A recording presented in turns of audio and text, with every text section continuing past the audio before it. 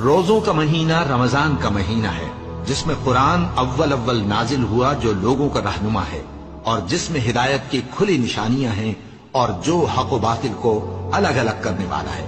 تو جو کوئی تم میں سے اس مہینے میں موجود ہو چاہیے کہ پورے مہینے کے روزے رکھے، اور جو بیمار ہو یا سفر میں ہو تو دوسرے دنوں میں روزے رکھ کر ان کا شمار پورا کر لے۔ اللہ تمہارے حق میں آسانی چاہتا ہے اور سختی نہیں چاہتا،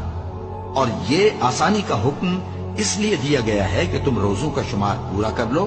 اور اس احسان کے بدلے کہ اللہ نے تم کو ہدایت بخشی ہے تم اس کو بزرگی سے یاد کرو اور اس کا شکر کرو۔ اور اے پیغمبر، جب تم سے میرے بندے میرے بارے میں دریافت کریں تو انہیں معلوم ہو کہ میں تو تمہارے پاس ہی ہوں۔ جب کوئی پکارنے والا مجھے پکارتا ہے تو میں اس کی دعا قبول کرتا ہوں، تو ان کو چاہیے کہ میرے حکموں کو مانیں اور مجھ پر ایمان رکھیں تاکہ نیک رستہ پائیں۔